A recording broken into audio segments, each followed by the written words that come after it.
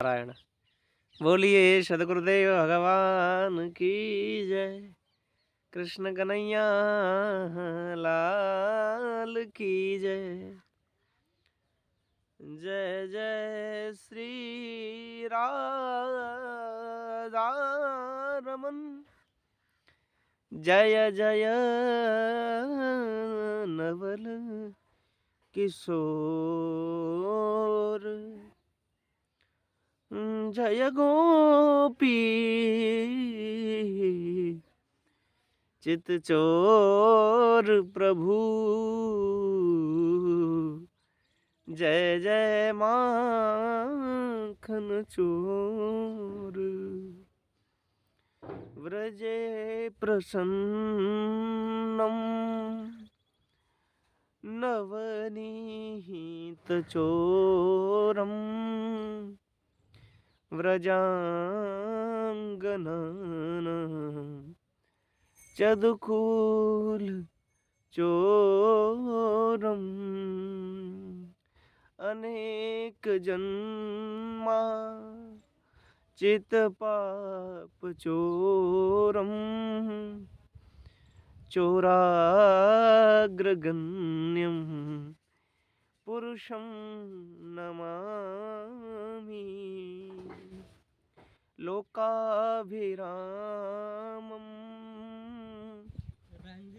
रणरङ्गधीरं राजीवनेत्रं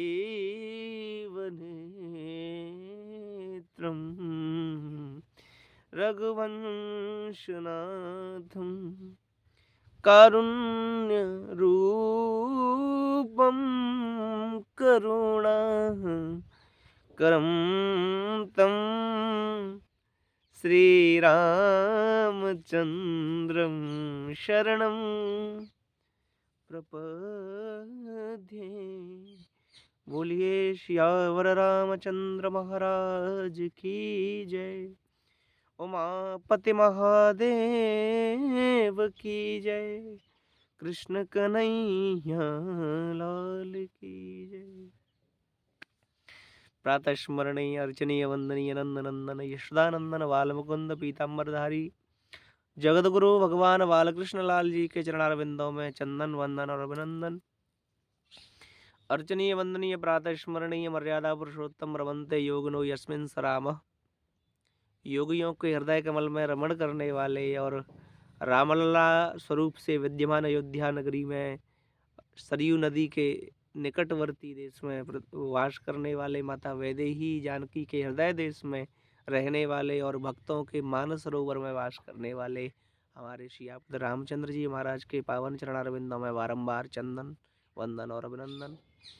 अर्चनीय वंदनीय प्रातः स्मरणीय भूत भावन आशुतोष अबड़ानी कैलाशवासी भगवान श्याम सदाशिव माता उमा वैदेही और सभी के हृदय आराध्य भगवान शंकर जी के चरणों में बारंबार नमन प्रणीत।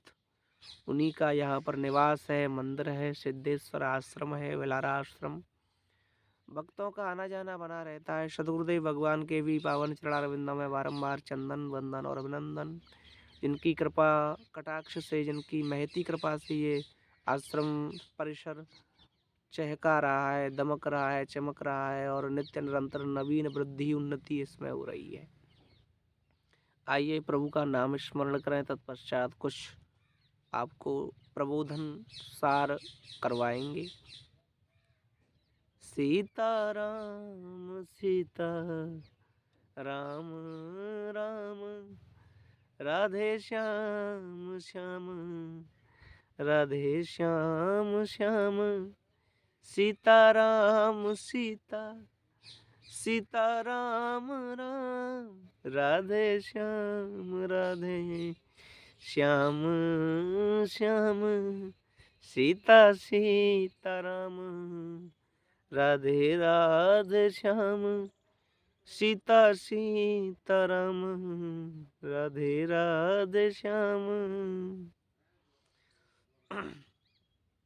कल सायं को मैंने आपको बताया ब्रह्मचर्य की महिमा, क्योंकि एकाग्रता चाहिए, कॉन्संट्रेशन अगर चाहिए तो मन को एकाग्र करने का सबसे सरल उपाय है परमात्मा का चिंतन, अपने इष्ट का चिंतन, अपने सर्वेश्वर का चिंतन, जिन्होंने जीवन दिया है, जिन्होंने हमें ये मानव योनि दी। 84 लाख योनियां हैं जिनमें कीट पतंगे, शूकर कूकर श्वान चींटी नाग पशु पक्षी तिर्यक नग ध्वज सरीसृप देव दैत्य, न जाने कितनी योनियां हैं। लेकिन भगवान ने कितनी कृपा की, और कृपा कैसी की, बोले अहेतु की अप्रतिहता। अहेतु की, भगवान को क्या लोभ है हमसे, क्या लालच है, क्या हम उनको दे सकते हैं। जो सर्वशक्तिमान है, जो सर्वशक्तिधर है, उनको क्या भला कोई क्या दे सकता है। तो बिना हेतु के, बिना कारण के ही तो उन्होंने कृपा की। तो ऐसे भगवान जो बिना कारण के ही अकारण करुणालय वरुणालय है, उन्होंने हमें मानव शरीर दिया, मनुष्य योनि दी, उसमें भी सर्वश्रेष्ठ बनाया। क्यों बनाया? क्योंकि सारी इंद्रियां सकुशल है, किसी के हाथ नहीं है, किसी के पैर नहीं है, कोई अंधा है, कोई बधिर है, कोई लंगड़ा है, लेकिन परमात्मा ने सारी इंद्रियों को पुष्ट बनाया, सबल बनाया। ये क्या कृपा कोई कम है? क्या ये अनुभव, क्या ये दीनता, क्या ये उपकार भगवान का कुछ कम है कि हम उनको और भी परीक्षाओं में तौलें? कई लोग आते हैं, कहते हैं महाराज जी भगवान क्या पत्थर में रहते हैं, क्या मूर्ति में भगवान है? अरे भाई, जिन भगवान ने आपको मानव जीवन दिया और जिनकी कृपा से ही तुम जी पा रहे हो इस संसार में, इस आधुनिक उपकरणों के इस संसाधन में, संसार में दवाइयाँ, केमिकल्स, मेडिसिन्स इतने हैं कि व्यक्ति जी नहीं सकता है। वायु भी दूषित हो चुकी है। दिल्ली में देखें, मुंबई में देखें आप, और भी बड़े बड़े शहरों में आप देखें, वहाँ पर कितनी दूषित वायु है। ऑक्सीजन लेवल बहुत कम है, बहुत प्रदूषण पर्यावरण को बहुत कष्ट और हानि पहुँचा रही है। लेकिन फिर भी भगवान आपको जीवित रखे हुए हैं, क्या ये कम है? अरे भगवान गीता में कहते हैं, वायुर बहति मद भयात, अग्निर्दहति मद भयात, जल प्रवाह मद भयात। ये जल आपको बिना, क्या जल देवता वरुण देवता कुछ लेते हैं आपसे? क्या सूर्य देवता, भगवान कहते हैं रुद्री में, यजुर्वेद में, वातो देवता, चंद्रमा देवता, मनसो देवता, अग्निर्देवता, अग्निर्देवो देवता, वायुर्देवता, इंद्रो देवता। भगवान के अग्नि क्या आपसे कुछ ले रही है जलने के लिए? क्या सूर्य आपको ऊष्मा देने का कुछ कर ले रहे हैं? क्या माता पृथ्वी आपको शरण देने के लिए आप उस पर मलमूत्र भी त्याग करते हैं? इसीलिए उनका एक नाम क्षमा भी है, माता पृथ्वी का। तो वो माता क्षमा के आपसे कुछ मांग रही है? क्या कुछ कभी कहती है कि भाई मेरे ऊपर मलमूत्र फेंकते हो, गंदगी करते हो, क्या और पन्नी प्लास्टिक वगैरह जलाते हो? और क्या माता पृथ्वी ने कभी शिकायत की? क्या वायु ने कभी आपसे कर मांगा कि ऑक्सीजन देता हूँ, मैं ही आपको सुगंधित वायु देता हूँ, मुझे कुछ दीजिए? क्या कुछ मांगा आपसे? भगवान की सारी वस्तुएं जब मुफ्त में आपको मिली, कोई शुल्क नहीं मांगा प्रभु ने, तो क्या आप उनका भजन नहीं कर सकते? कुछ क्षण के लिए उनका नाम नहीं ले सकते? देखिए, बड़ी सरलता से आपको समझाने का प्रयत्न करता हूँ, होना भी चाहिए। साधुरेव समन्तव्य सम्यग्य व्यवसितो ही सः। गीता में भगवान कहते हैं साधु तो वही है, निर्मल जन वही है, सज्जन व्यक्ति वही है जो समझाए, और ऐसे समझाए जैसे कोई पिता अपने नवजात शिशु को समझाता है, जैसे कोई गुरु अपने अनभिज्ञ शिष्य को ज्ञान देता है, जैसे कोई पारदर्शी वेदांती मूर्धन्य विद्वान मनीषी अपने अबोध शिष्य को वेदांत का भाष्य का ज्ञान कराए। इस प्रकार से जो ज्ञान कराता है वही ज्ञान सार्थक है, क्योंकि भय के कारण प्राप्त हुआ ज्ञान, उन्मत्तता के कारण प्राप्त हुआ ज्ञान, शोक के कारण प्राप्त किया गया ज्ञान, और मरकट यानी उथल पुथल वाला वैराग्य ये कभी काम नहीं देता है। भय के कारण मन ही नहीं लगेगा, वो तो भयाक्रांत है, इसीलिए बैठा हुआ है डर से। जैसे कर्ण के वो श्राप के कारण विद्या को भूल गया, और वो धनुर्विद्या जिस समय उसका कार्य था काम नहीं दी और प्राणों को त्यागना पड़ा। ऐसे ही जब तक आपको गुरु तद्विद्धि प्रणपाते न पर प्रश्न न सेवया उपदेक्षन्ते ते ज्ञानम ज्ञानरस तत्वदर्शिना। जब तक आपको गुरु रूपी तत्व नहीं मिलेगा, वो भी बड़ा सरल विनम्रता पूर्वक आपको समझाएं, और आपके अंदर भी श्रद्धावान लभते ज्ञानम, श्रद्धा हो, जानने की इच्छा हो, जानने का प्रयास हो, प्रयत्न हो, जानने की जिज्ञासु हो, पिपासु हो, तभी ज्ञान आपके अंदर जा पाएगा। नहीं तो डर से, भय से, शोक से, उन्मत्तता से ज्ञान नहीं आ सकता, भक्ति नहीं मिल सकती। ये तो बड़े स्वतंत्रता का विषय है। मन को स्वतंत्रता चाहिए, बुद्धि को स्वतंत्रता चाहिए, तभी भगवान का तत्व, भगवान का ज्ञान भजन आपकी बुद्धि में ठहर सकता है। अगर मन बुद्धि एकाग्र नहीं है तो क्या चलनी में कोई दूध दोह सकता है? हृदय में छिद्र है, छिद्रों का मतलब कोई कमी नहीं, छिद्रों का मतलब कामनाएं हैं, अशांति है, क्लेश है, शोक है, भय है, राग है, द्वेष है, अविद्या है, अभिनिवेश है, अस्मिता है। तो ये अवगुणों में कहीं ज्ञान ठहर पाएगा? तो ऐसे ही अगर आपको ज्ञान चाहिए, अगर भक्ति चाहिए, मुक्ति चाहिए, सायुज्य चाहिए, सामीप्य चाहिए, सत्संतों की सत्संगति चाहिए, भगवान क्या कृपा चाहिए, भगवान की महती कृपा का अनुभव चाहिए, तो फिर आपको सरल होना पड़ेगा, जिज्ञासु होना पड़ेगा, कामना रहित होना पड़ेगा, शुद्ध बुद्ध और उन्मुक्त होना पड़ेगा। उन्मुक्त कैसे? ये संसार के जो बंधन है, जो आपको बांधे पड़े हुए हैं, बद्धम पंगुरहम शट, पद्म पुराण में वर्णन आया है। एक तो पशु हो, दूसरे ऊपर से उसके हाथ पैरों को बांध दिया गया हो, और तीसरे अंधा हो, और चौथे उसको कुएं में डाल दिया गया हो। वो कुछ कर सकता है? मृत्यु की बाट देखेगा कि कब मेरे प्राण छूटे और कब मैं इस कष्ट से मुक्त हूँ।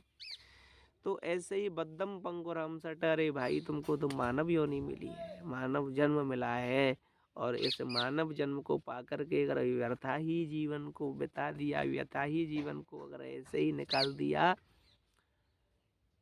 झगड़े में, कष्ट में, क्लेश में, उपद्रव में अगर ऐसे ही जीवन को बिता दिया, तो फिर कुछ पाया नहीं, कुछ समझा नहीं, कुछ भी प्राप्त नहीं कर पाए। जैसे आपको हीरे की खान में छोड़ दिया जाए, लेकिन परख नहीं है, अंतर ही नहीं जानते क्या कोयला है, क्या हीरा है, क्या माणिक्य है, क्या वैदुर्य मणि है।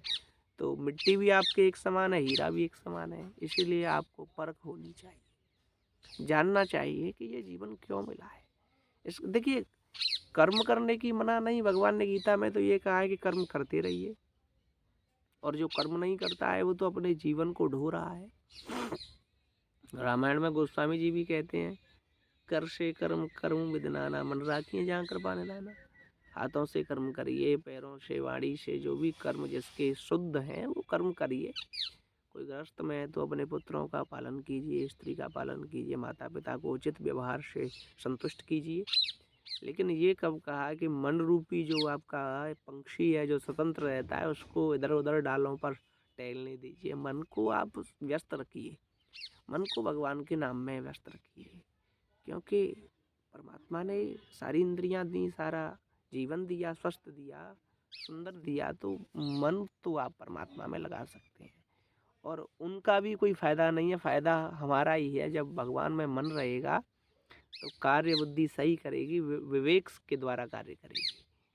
कोई भी निर्णय हम ऐसा नहीं लेंगे जिससे हमारा कल्याण हो, जिससे हानि हो, ग्रस्त में हो, धन में हो, व्यापार में हो, या संसार में हो, परिवार में हो। कोई भी निर्णय आपके द्वारा किसी को आहत नहीं करेगा। आप सभी को जो है संतुष्ट कर पाएंगे। कब कर पाएंगे? जब मन आपका एकाग्र होगा। ये मन, भगवान गीता में कहते हैं, मनैव मनुष्याणाम कारणम बंध मोक्षयो, मन ही बंधन का कारण है, मन ही मोक्ष करवा देता है। मोक्ष का अर्थ क्या है? मोक्ष कहते हैं मोह का क्षय हो जाना।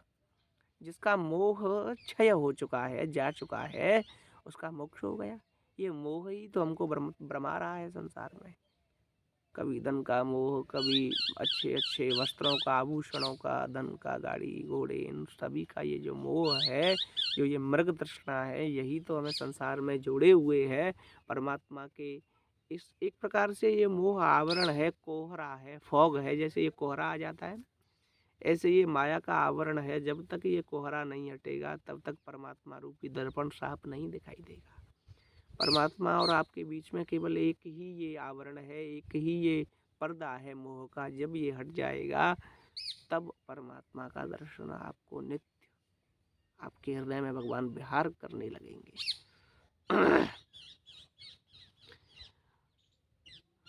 एक हमारे संत गा रहे थे, करो रे मन चलने की तैयारी, करो रे मन चलने की तैयारी, चलने की तैयारी, चलने की तैयारी, करो रे मन चलने की तैयारी, करो रे मन चलने की तैयारी। ये चलने की तैयारी क्या है? संसार रूपी इस ग्रह से एक दिन जाना है। जब तैयारी ही नहीं है तो कैसे जाओगे? बड़ा कष्ट होगा।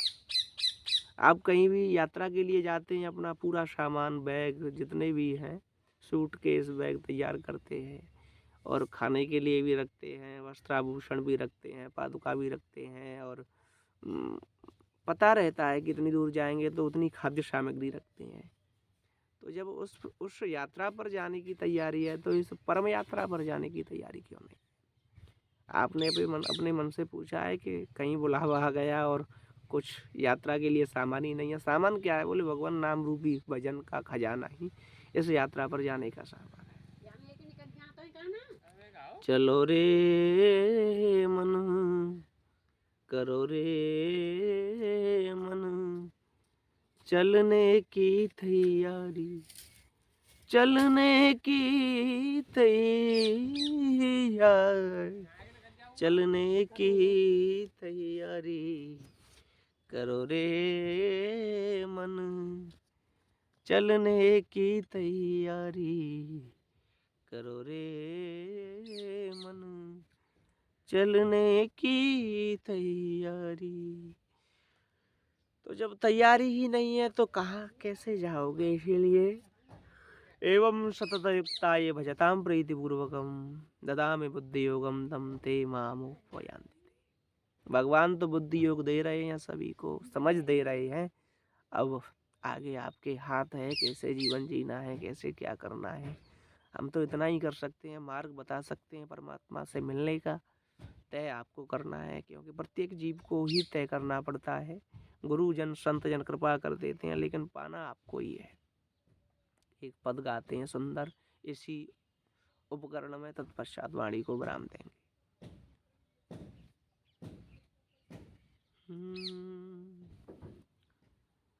कठपुतली में तेरी, कठपुतली में तेरी प्रभु जी, कठपुतली में तेरी प्रभु जी,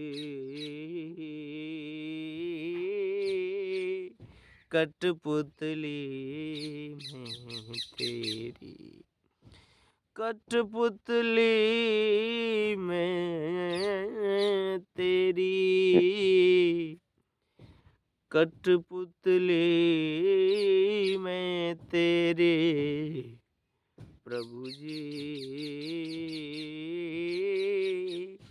कठपुतली में तेरी। बोलिए कृष्ण कन्हैया लाल की जय। सियावर रामचंद्र महाराज। बस इन्हीं शब्दों के साथ वाणी को विराम। जय सिया राम, जय श्री